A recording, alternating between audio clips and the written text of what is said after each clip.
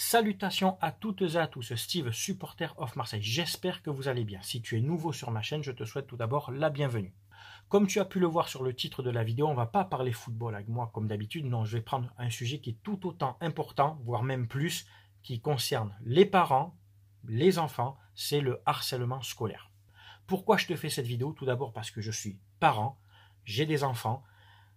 De par ma petite notoriété sur YouTube, je me sens un peu concerné de pouvoir transmettre un message pour sensibiliser les personnes, pour essayer d'éradiquer et de réduire au maximum, autant que faire se peut, le harcèlement scolaire qui peut malheureusement engendrer des choses très graves sur l'enfant, allant même malheureusement jusqu'au suicide. Je te fais cette vidéo parce que j'ai vu il y a quelques minutes une vidéo sur Facebook d'un enfant d'environ 7-8 ans qui était victime de harcèlement scolaire. Il était énormément peiné, perturbé. Ça m'a, moi, fait beaucoup de peine pour lui. Il était très touché. Ça peut le gêner dans son évolution, même psychique et mentale. Et je trouve qu'on ne parle pas assez de ce sujet-là. On minimise en permanence. On dit toujours bah, ça va s'arranger, c'est à l'école, c'est comme ça. Il faut que les enfants s'engaillardissent. C'est vrai, moi j'apprends à mes enfants à avoir du mental, bien entendu, à être solide, à être fort, mais je leur apprends aussi à ne pas être méchant avec les autres, à ne pas se moquer des autres, à ne pas être violent avec les autres, à part si c'est pour se défendre, et ne pas être en groupe et prendre un enfant et être sur lui en permanence, moquerie, injures, violence, intimidation, tout ça, ce sont des formes d'harcèlement qui peuvent perturber un enfant. Alors, bien entendu, souvent, quand un enfant est victime d'harcèlement scolaire, on va pointer du doigt le groupe d'enfants, souvent de sa classe ou dans la même école, qui en sont les auteurs de ce harcèlement. Moi, je trouve qu'ils ont leur petite part de responsabilité, bien sûr, mais pour moi, tout découle d'une bonne éducation et d'un bon encadrement de l'équipe enseignante au sein même de l'établissement.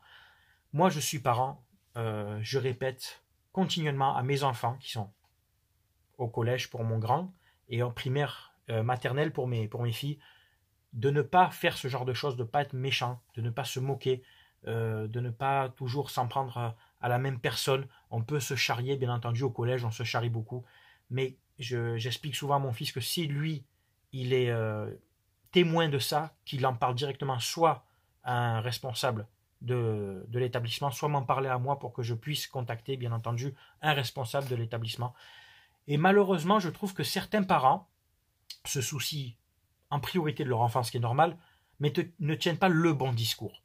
Et là, c'est à vous, c'est vous que je pointe du doigt, car s'il y a harcèlement scolaire, c'est que les enfants, parce qu'un enfant, des fois, c'est bête et méchant, n'a pas eu le discours pour justement, n'a pas été sensibilisé pour justement ne pas faire ça. Si tu dis pas à ton enfant, ne fais pas ça parce que tu peux faire de la peine à un enfant, il peut se passer ça, il peut être perturbé, il peut aller même malheureusement, c'est très triste, jusqu'au suicide. Eh bien oui, les parents sont responsables.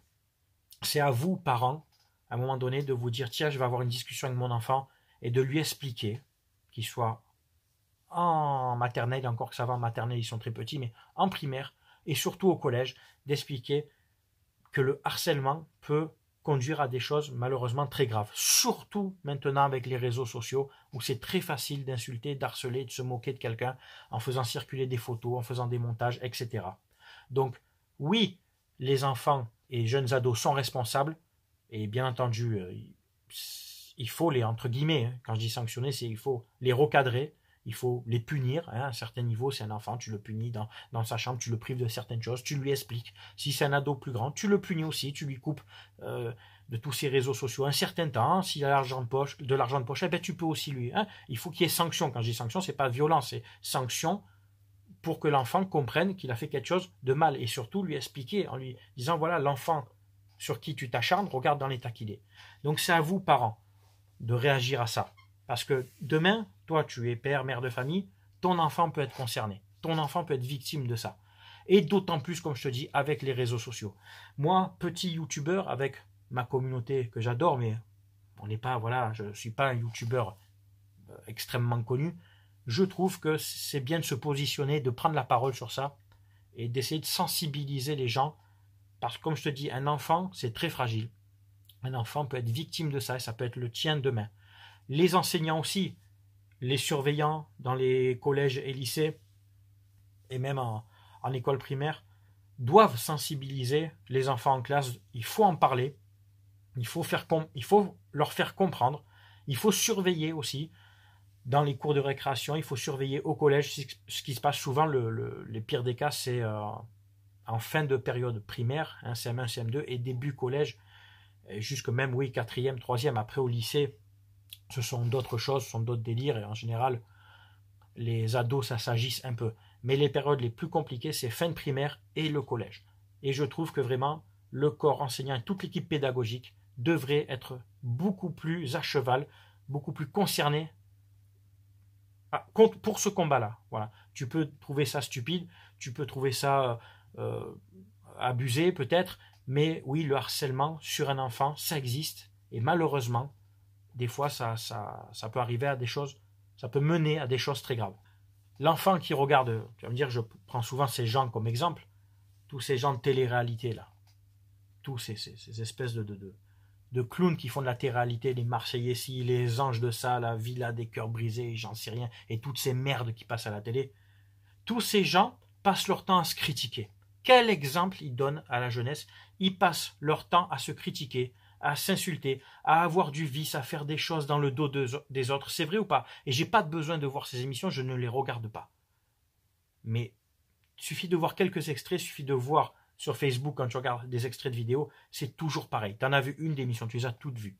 Des filles qui promouvoient le fait d'être toujours en maillot, toujours à moitié dénudé, d'être toujours... on promouvoit le physique plutôt que l'intellect. Pareil pour les mecs qui sont tous bodybuildés, etc. Mais il n'y a rien dans le cerveau. Et malheureusement, les jeunes ados regardent ces émissions, prennent ces gens comme exemple, alors que ce sont tous sauf des exemples.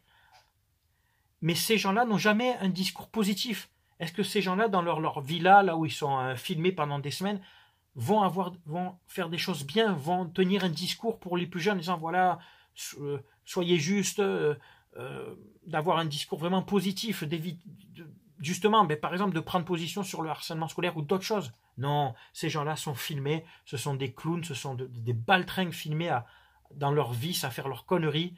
Et ces gens-là, indirectement, je dis bien, contribuent à des vices comme le harcèlement scolaire ou la violence ou la méchanceté entre ados. Oui, je maintiens ce que je dis, ces gens-là contribuent indirectement, car ils sont pris pour exemple. Et à part ce qui fait vendre, hein, c'est le vice, la méchanceté, le clash, c'est tout ce que représentent ces gens-là, et l'apparence physique, bien entendu, d'être toujours à moitié dénudée et d'être une femme objet, de promouvoir son physique à moitié botoxé, à moitié refait pour réussir dans la vie. Non, ces gens-là ne sont pas un exemple. Donc voilà, je tenais à faire cette vidéo parce que voilà, ce petit garçon m'a vraiment fait de la peine. Et comme je te dis, de par ma position de petit youtubeur, si je peux essayer à mon niveau de faire avancer les choses, de sensibiliser à travers vous, surtout les plus jeunes, hein, si tu es un ado et que tu regardes mes vidéos, sache-le, voilà. Harceler un autre enfant, un camarade, ce n'est pas bon. Tu peux être entre des accords, vous charriez un petit peu, mais il y a des limites à ne pas franchir, parce que surtout, votre génération avec les réseaux sociaux, ça peut aller très loin. Et si tu es parent, s'il te plaît, prends 5 minutes, discute avec ton enfant, sensibilise-le, et tu verras que si chacun fait un petit peu ça, eh ben, ça ira beaucoup mieux pour eux et donc pour leur avenir. Parce que l'avenir, c'est eux, c'est les enfants. Voilà. Je vous remercie d'avoir regardé ma vidéo, d'avoir pris le temps. Désolé, on n'a pas parlé football cette fois-ci. Bien entendu, comme d'habitude, c'est à vous de commenter. On respecte les avis de chacun. On est là dans le débat, tu le sais. J'espère que ce message aura des répercussions positives et qu'il touchera un maximum de personnes. Hein, là, qu'on soit supporter de Marseille, de Paris ou d'autres clubs, là, on s'en fout, on parle des enfants. Voilà. Je vous souhaite à tous de passer une très bonne fin de journée. Portez-vous bien, c'était Steve, supporter of Marseille. À très bientôt. Ciao, ciao tout le monde.